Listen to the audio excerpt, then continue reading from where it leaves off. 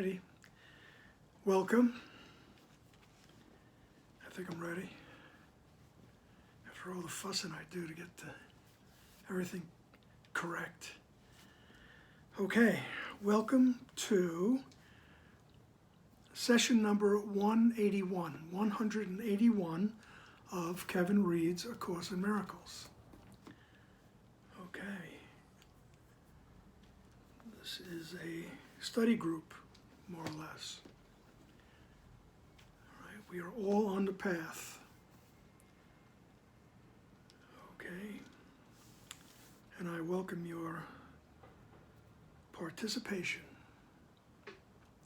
So, let us look at, well, we're in chapter 23, which is the war against yourself, and we are in section 3, Roman numeral 3, entitled Salvation Without Compromise.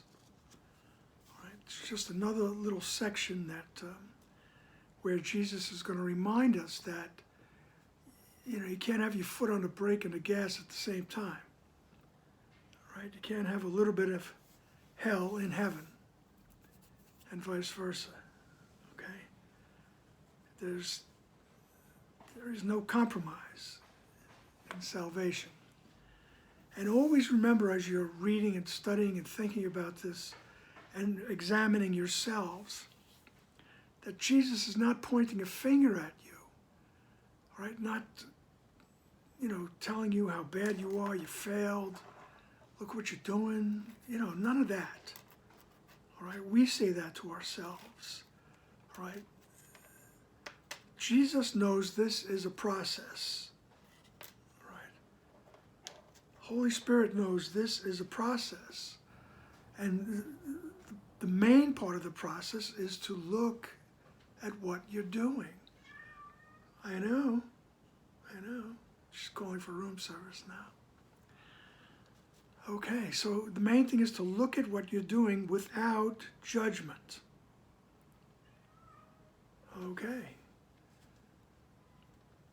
And that's what the forgiveness is looking without judgment, allowing the truth to come up.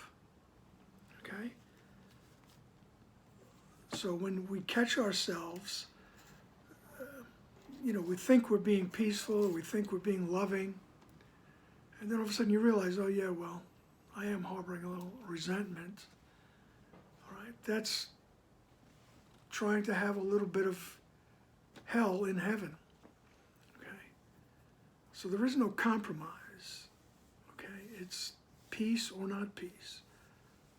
All right, and don't condemn yourself if it's not peace. If that's the way you're thinking, if that's what your mindset is. Just notice, and that's when you come in and ask, help me to see correctly. Above all else, I want to see correctly. Okay? So that being said, section 3 on page 495 of the text.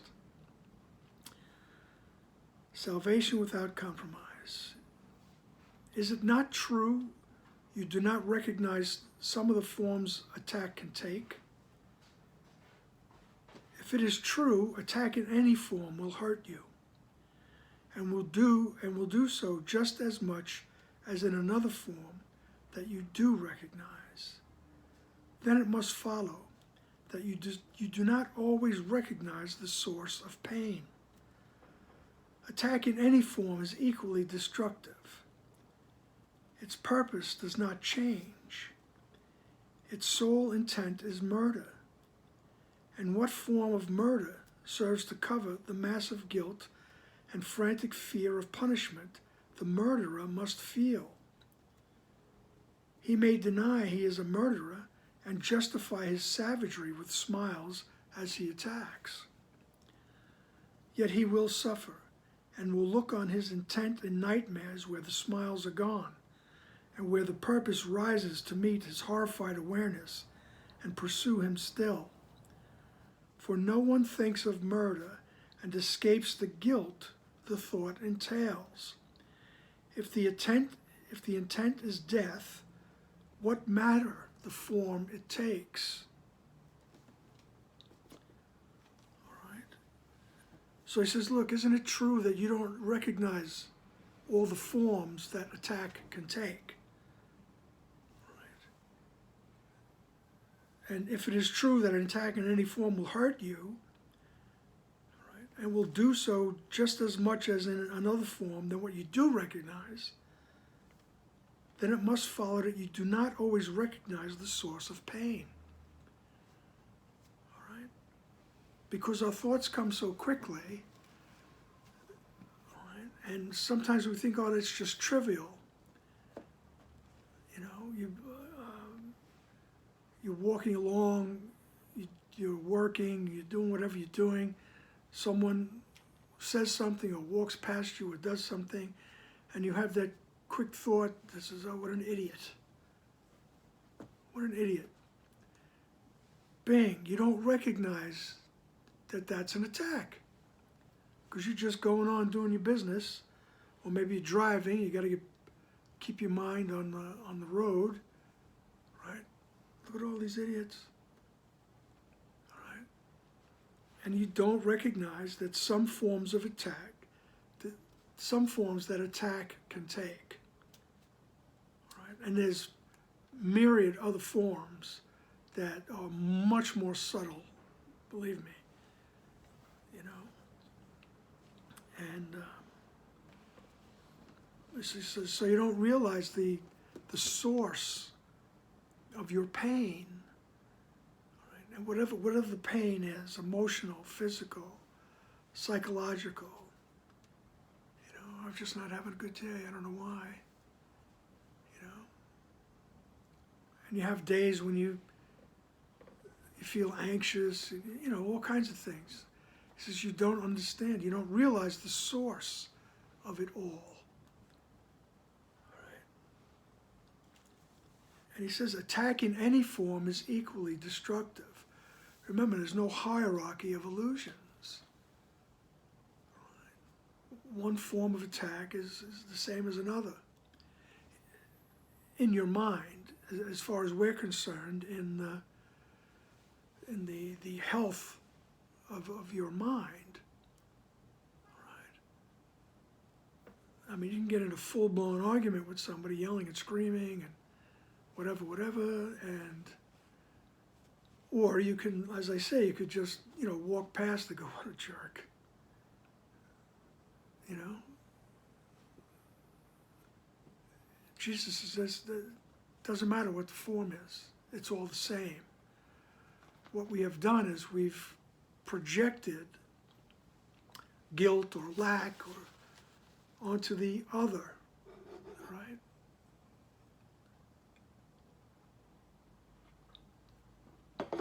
And that keeps us outside of heaven. That reinforces the belief in separation.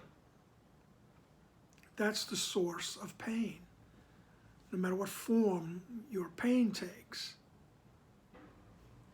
Excuse me. So attack in any form is equally destructive. That's sentence 3. Its purpose does not change. Right? The purpose, no matter what form the attack takes. You know, like currently they use the saying that was most prominent in the South, oh, bless her heart. You know, which was a subtle form of attack, right? And that reinforces. He says the intent is murder. All right? And when he says the intent is murder, he means the intent is guilt. All right? You're outside of heaven, right? Where there's only life in heaven. So if you're outside, I just murdered you. All right? So we have to read this big book, this tome, as a poem. All right? There's all kinds of symbolism and metaphor and shades of meaning in words. All right? Jesus is not telling you that you literally snuff out somebody's physical life when you call them a jerk, or you say something about the way they're dressed, or the way they talk, or whatever. All right? But what you are saying is that there's some kind of lack in them. All right? There's some kind of a lack. They're guilty of something wrong with them, all those things. And that means they're outside of heaven. You don't see the oneness. You don't see the glory of their connection to God. And also, you don't see yours. Right? You snuff yours out also at the same time. And while I'm thinking about it, a lot of people like to judge their growth on the path and all this. Sometimes people would ask Dr. Wapnick that too, and he would, he said, yeah, what are you going to do? He says, how long do you stay angry? You get angry at somebody. And he says, how long are you in that thought until you can let it be corrected for yourself? He says, that's a good way to judge. And personally speaking, not that I'm judging my growth on the path. It's kind of like, sitting at the table and counting your money. I try not to do that, but it becomes noticeable, all right, when I do or say or think something, and I could feel that shift. I feel that shift. It's like this coldness, this emptiness, I don't want to get too ugly about it, but it's just, you feel outside. You don't feel peaceful. I think Jesus asked us that last week. Is peace in your awareness, he says. And that's a good way to judge your progress on the path. Is peace in your awareness? And are you sure of the direction in which you're going? All right. And sometimes you get that thought, some kind of a negative thought about someone or something, and you feel that poof, you're no longer in that peaceful space. And that's a good thing. You don't condemn yourself for it. It's good to know. So you look at that, and whenever you want to get back to the path of peace, you ask, help me to see things correctly. Help me to see this correctly.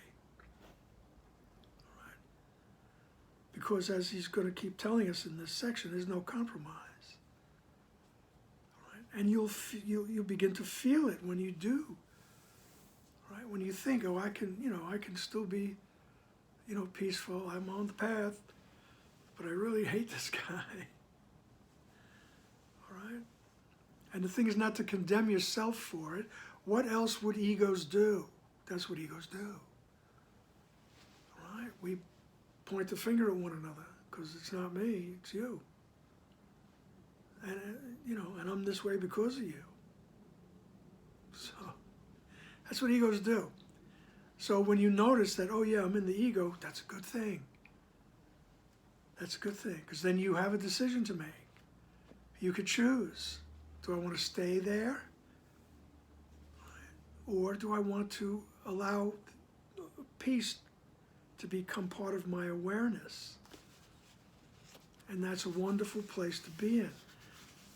The awareness that you have a choice. Right? That's what the ego doesn't like. It likes to keep us busy. All right? Keep us busy with itchy noses and things like that. All righty then. Where was I before I so rudely interrupted myself? All right. So the purpose does not change. Doesn't matter if you think it's a little thing or a big thing. The purpose is murder. And as we say, murder is, telling the other they're outside They're outside the mind of God, which means they're dead. And what form of murder serves to cover the massive guilt and frantic fear of punishment the murderer must feel? That's what I'm talking about, that you have to feel something after a while, right? If you're observant of yourself, right? You just murdered somebody, right? You totally goofed on the way they dressed, or, I mean, you don't have to say it to anybody, in your mind. And if you say it to somebody, you feel it even worse, probably. All right? And he said, but the massive guilt and the frantic fear of punishment that the murderer must feel. All right? These people that go around goofing on everybody and making jokes about everybody, you know deep down inside, they're thinking everybody's doing it about them. All right? That's that frantic fear of punishment. All right? And he may deny he is a murderer, right, and justify his savagery with smiles as he attacks. All right? When I was a young man and, watching TV with the family, Johnny Carson, Ed Sullivan, all those old-time guys, the comedians of the day, a lot of them were insult comics. A lot of them. And they would always end their stand-up routine. One guy would always say, I joke with people because I love them. Right? That's the smiles he's talking about. Right? He may deny he is a murderer and justify his savagery with smiles as he attacks. I only make fun of you because I love you. That makes no sense, okay? Sounds all good and everything, but it doesn't make any sense. And there was another woman who would insult people, and if somebody were to say something to her, she would just say, oh, grow up. Just grow up. Like, you don't understand. This is the way life is. But that's what I saw as I was aging, as I was coming up as a young man, right?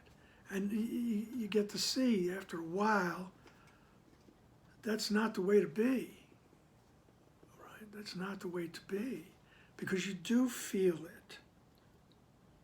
You do feel it. Right? He may deny he is a murderer and justify his savagery with smiles as he attacks. Yet he will suffer and will look on his intent in nightmares when the smiles are gone. Right? When everything calms down and you're all alone, right? That's when the anxiety hits.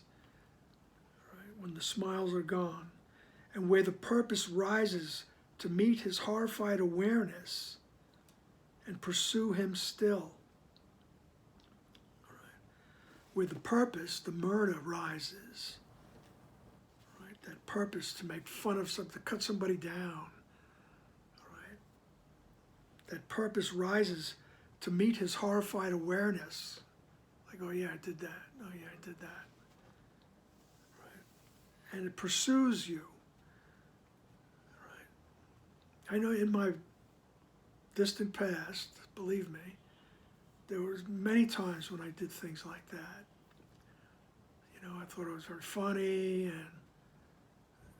and to this day, sometimes the memories that pop up, that pursues me, that guilt. Right? Until I really need to go and ask Jesus, hey, can you help me out with this? Really, And we're talking about things from 50 years ago.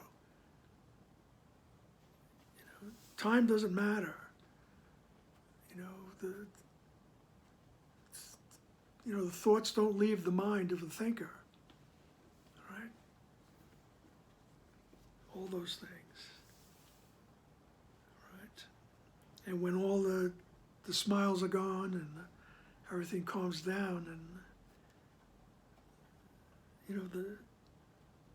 the intent pops up, the murder pops up. For no one thinks of murder and escapes the guilt the thought entails. Right? I mean, Jesus is putting it very strongly because we need the strong message. But as I say, just that little judgment on somebody, that becomes a form of murder. All right? Jesus says, what is not love is murder. Right? No compromise. You can't have a little murder and love at the same time. Right? And once again, do not judge yourselves for it. Just notice. Because judging yourself for it gets you stuck right back in the ego. The ego loves you better when you hate yourself. All right? Just notice and be happy. Oh, good, I don't have to do that anymore. Because I'm going to ask Jesus, help me out with this. All right, help me out with it. Even if you did it 50 years ago and it pops up, it must still be haunting you. That's a good time to ask Jesus, help me out here. All right? For no one thinks of murder and escapes the guilt that the thought entails. If the intent is death, what matter the form it takes? All right? If the intent is to pronounce you outside the kingdom of heaven, outside the mind of God, he goes, what's different? What form it takes? All right? We're the ones that think things have contrast, different sizes, different different impacts and things like that. He says, what difference does the form make? It all has the same intention of declaring that person outside the mind of God. All right? They're unlovable. There's something wrong with them. So it's this text, this Course in Miracles, right? And of course the text first.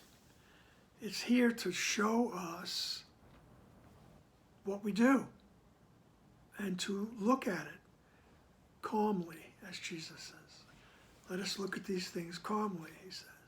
And that means don't kill yourself either, right? Don't condemn yourself.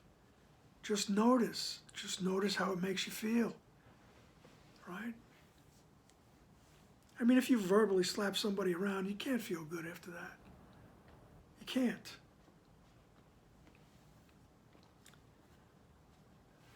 And it might take you a while to notice that, but notice you will. And then don't condemn yourself. Ask for help. Okay. And he may deny he is a murderer and justify his savagery with smiles. Okay, paragraph 2. Here we go. Is death in any form, however lovely and charitable it may seem to be, a blessing and a sign the voice for God speaks through you to your brother? The wrapping does not make the gift you give. An empty box, however beautiful and gently given, still contains nothing. And neither the receiver nor the giver is long deceived. Withhold forgiveness from your brother, and you attack him. You give him nothing, and receive of him but what you gave. You gave him nothing. You get the same thing. You get nothing.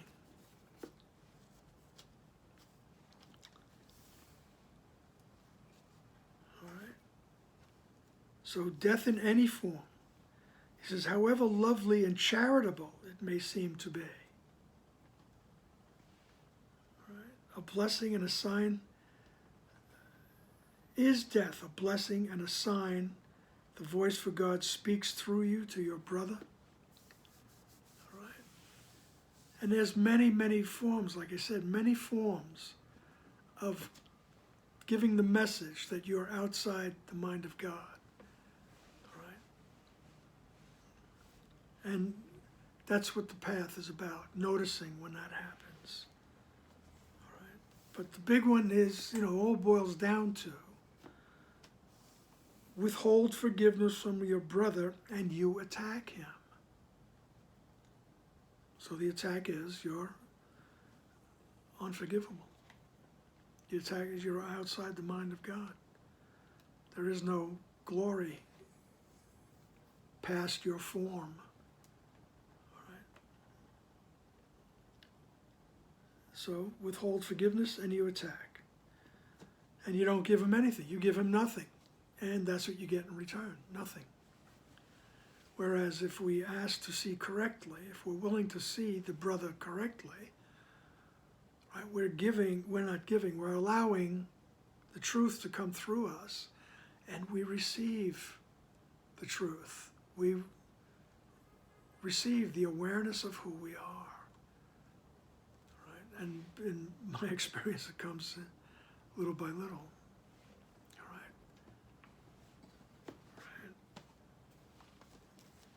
Pink Floyd. When I was a child, I caught a fleeting glimpse outside the corner of my eye. All right? And that's what happens. We get glimpses of the truth in ourselves, but those glimpses become stronger as we practice.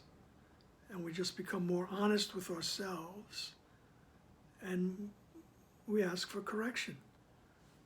Jesus, Holy Spirit, God is not going to condemn you for anything. So, bring it. Bring it, as they say. All right? Paragraph 3. Salvation is no compromise of any kind. To compromise is to accept but part of what you want. To take a little and give up the rest. Salvation gives up nothing. It is complete for everyone. Let the idea of compromise but enter, and the awareness of salvation's purpose is lost because it is not recognized. It is not denied where compromise has been accepted, for compromise is the belief salvation is impossible. It would maintain you can attack a little and love a little and know the difference. Thus it would teach a little of the same can still be different, and yet the same remain intact as one. Does this make sense? Can it be understood? I mean, that sentence that precedes those questions, it's hard to understand. All right? Thus it would teach that a little of the same can be different. All right? And yet the same remain intact. All right? So a little bit of love can be different. All right? And still remain love. He says, does that make sense? All right. He says, there is no compromise. There's no little, I just dislike this group, that's all. But everybody else I love. He says, you can't compromise like that. All right. Because if I don't like this group, what I'm saying is salvation is impossible. It's impossible for these people, especially. But he says you can't just change it around like that. What is not love is murder. And I'm going to keep reiterating, do not condemn yourself for having murderous thoughts. Oh, what a schmuck. What a jerk that guy is. That's my New York thing. Use those New York words. This guy's this guy's that, she's this, she's that. This group is war. Just notice that Notice how it makes you feel. You don't feel that peace. You can't. You can't have the awareness of peace. And for our purposes, that's a good thing. When you don't have that awareness of peace, you can check yourself. And you can ask, well, do I want peace? Do I want it? And if I do, I come to that stately calm within, as they say.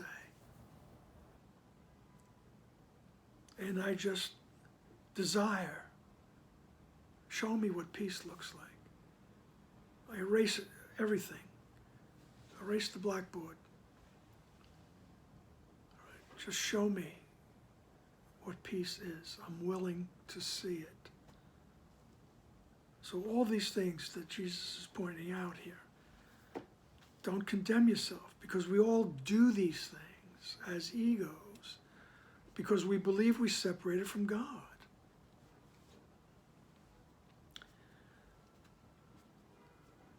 You just come to notice that and say, oh yeah, I guess that's what it is. I believe I'm separate. I want to get back now. Can you help me with that? All right. So, now this paragraph 4, I have it marked off, and I remember as I was just reading it in preparation, of course, was it's a very powerful paragraph.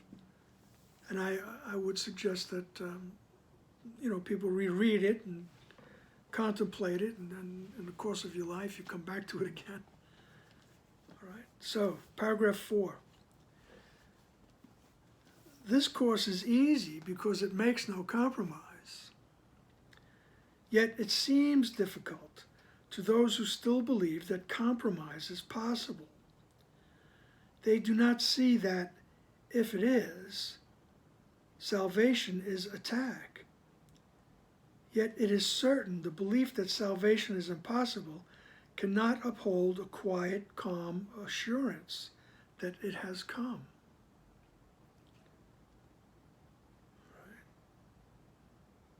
Forgiveness cannot be withheld a little.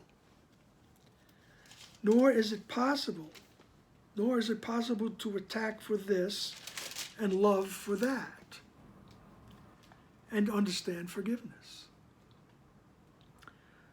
Would you not want to recognize assault upon your peace in any form?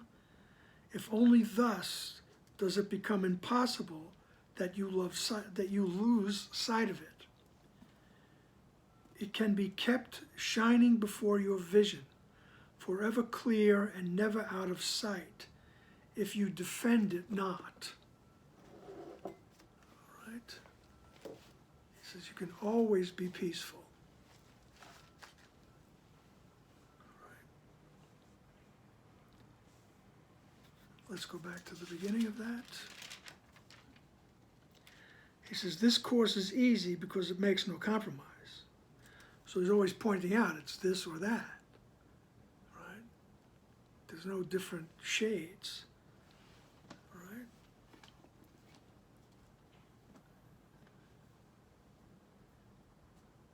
So, yet it seems difficult to those who still believe that compromise is possible. Right? That I can love a little and hate a little. Right? They do not see that if compromise is possible, then salvation is attack. Okay? So,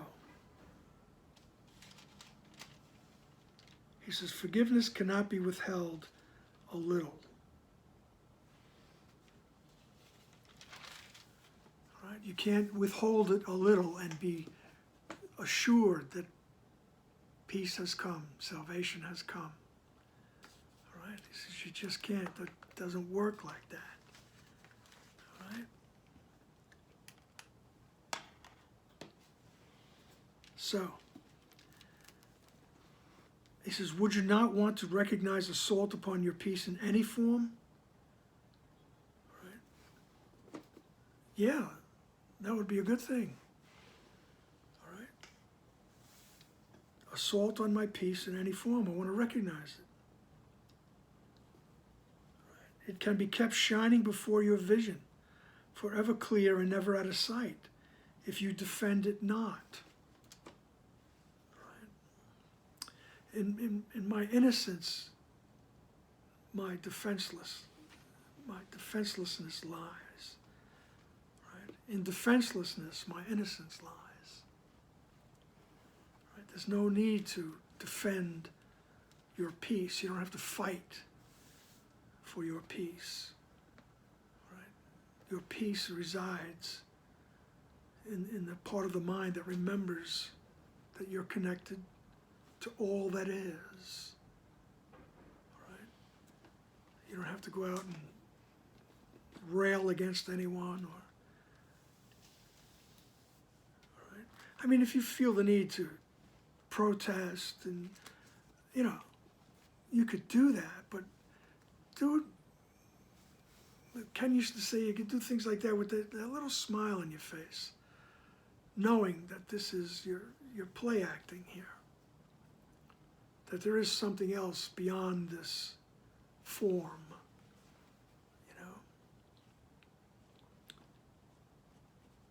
And just notice your action. If you get caught up in things, there'll be a moment when you can realize, and you can ask, help me to see things correctly. Help me to see things correctly. All right? Jesus is never telling us, or he's always telling us, just go about your life.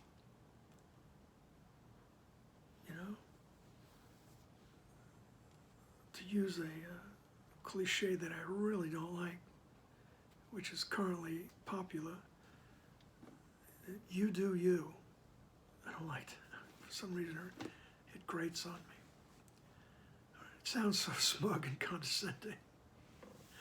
But Jesus is saying, do your life. Live your life. And just notice when you don't feel that peace, when you don't feel that certainty of the road that you're on. Right? And it's a good thing to notice instead of going headlong into things. Right? Which is what the young Aries boy was quite accustomed to doing. All right? But then we get to notice. All right? So live your life. And notice when you're not peaceful and ask. You can always, that's the clue. You can't do it, you can't figure it out by yourself. And Jesus says, don't even try to figure out what peace looks like. Just ask me to guide you there. Okay?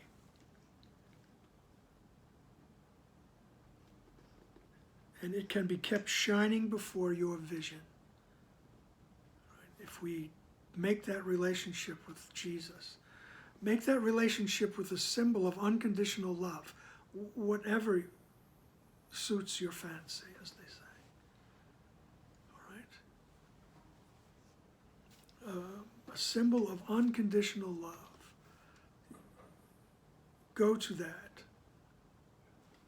and ask, help me to see with the eyes of unconditionality. Okay. Paragraph 5. Those who believe that peace can be defended and that attack is justified on its behalf cannot perceive that it lies within them. How could they know? Could they accept forgiveness side by side with the belief that murder takes some forms by which their peace is saved?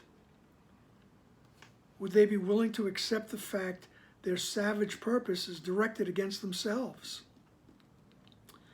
No one unites with enemies, nor is at one with them in purpose. And no one compromises with an enemy, but hates him still, for what he kept from him. Jesus always likes to use that but. He says, and no one compromises with an enemy. Right? but hates him still. In other words, you still hate him.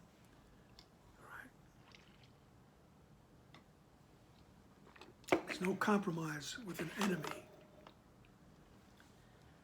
And you can see, look in your history, look in your life. Right? The peace treaties between countries.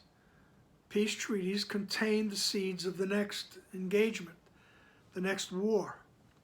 All right? We'll do this and you'll do that, and we'll give up this and you give up that, and we'll all live in peace until, you break your promise, until you cross the line. Right? And we do that in our personal lives.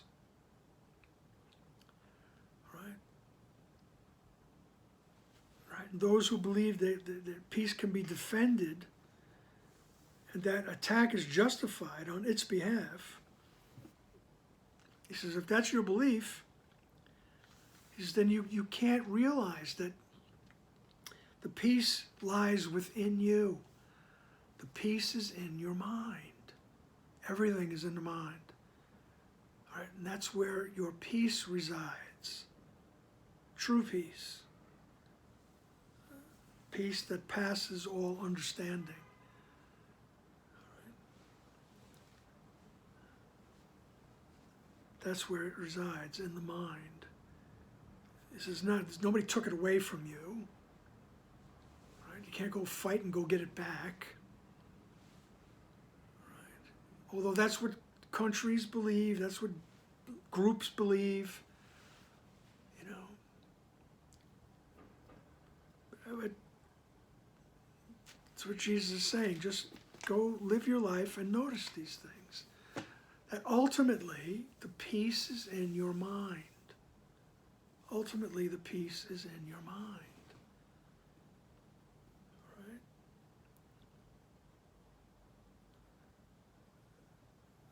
So he says, if you think you have to attack to get it back, right? He says, you can't perceive that it lies within you.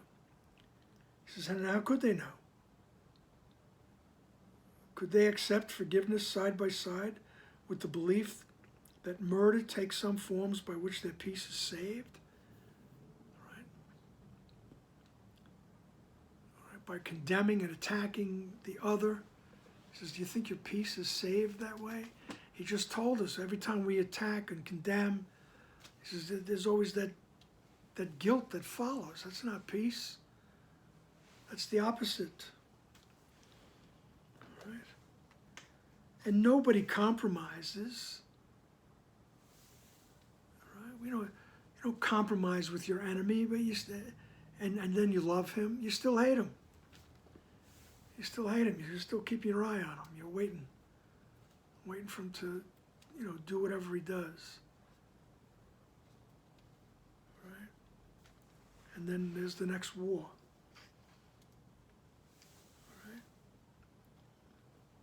So, because at that compromising, we have to give up a little to compromise. And so you resent the party you compromise with. Because they got the dog. You got the kids. There's the resentment. All right?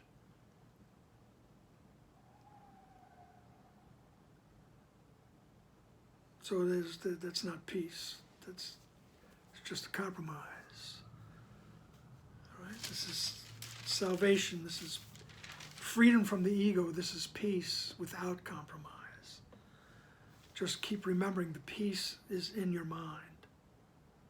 No matter what the world shows you outside, the world is there to pull you out of the mind and say, oh, no, here's where you get your peace. Right? And Jesus says in paragraph 6, mistake not truce for peace. No compromise for the escape from conflict, nor compromise, pardon me.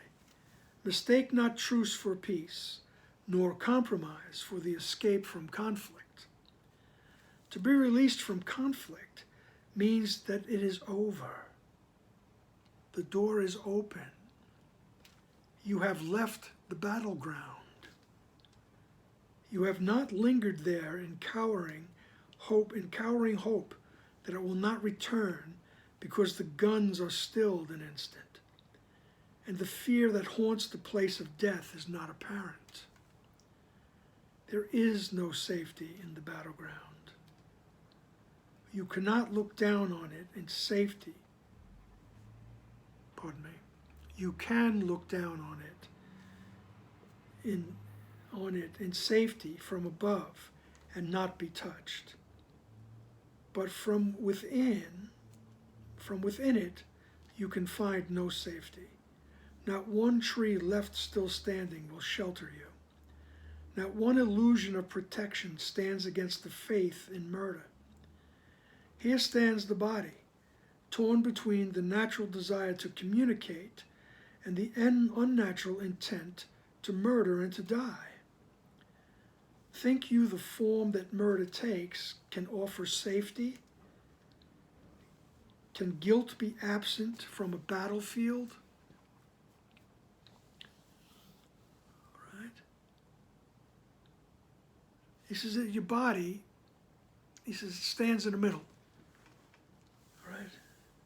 It's torn between the natural desire to communicate.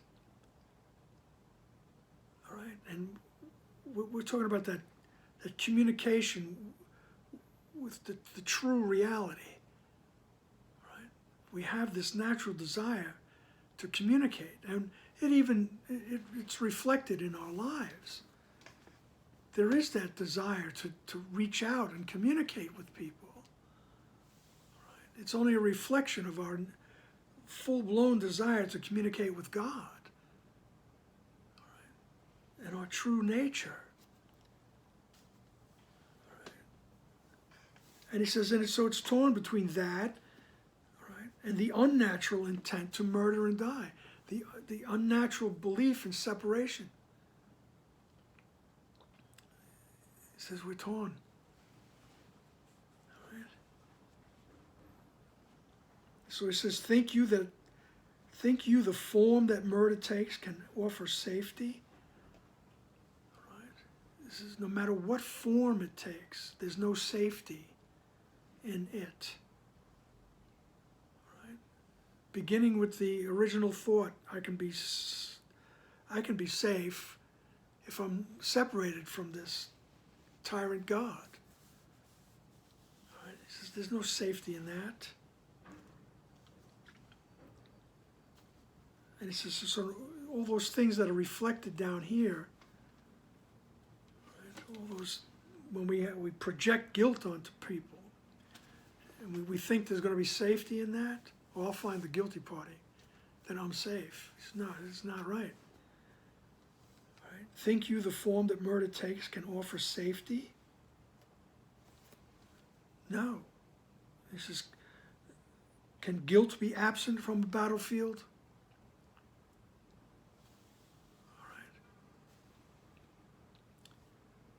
And can guilt be absent from a battlefield?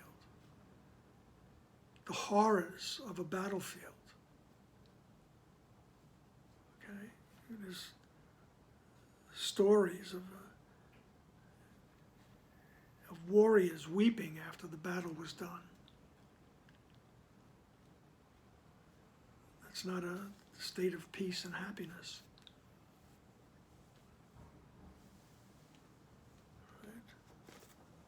So there can be no compromise, right? Because you're just waiting for the compromiser to step over the line, so to speak. And the only real peace is to rise above the battleground. He says the door is open, right? Right. To be released from conflict means that it is over. Right? The door is open. You have left the battleground. Right? This is one of those parts where Jesus is telling us it's done already. You're just reliving these memories. Right? It says the door is open. You've left the battleground. You have not lingered there in cowering hope that it will not return, right? Just because the guns are stilled. The fear that haunts the place of death is not apparent. All right? So he says the answer is to leave the battleground, to rise above it. All right? That will be in the next session he's going to do, above the battleground. All right? So just notice, as he said in the section before this, is peace in your awareness? All right? If not, then you examine yourself. Where did I go? What did I do or say or think that obscured that peace? Okay? Because there is no compromise. You can't have a little heaven in hell. All right? And don't condemn yourself. All righty then. Thank you for the opportunity, and I gladly go with you on the path. All righty. We'll see you in the next session. Bye now.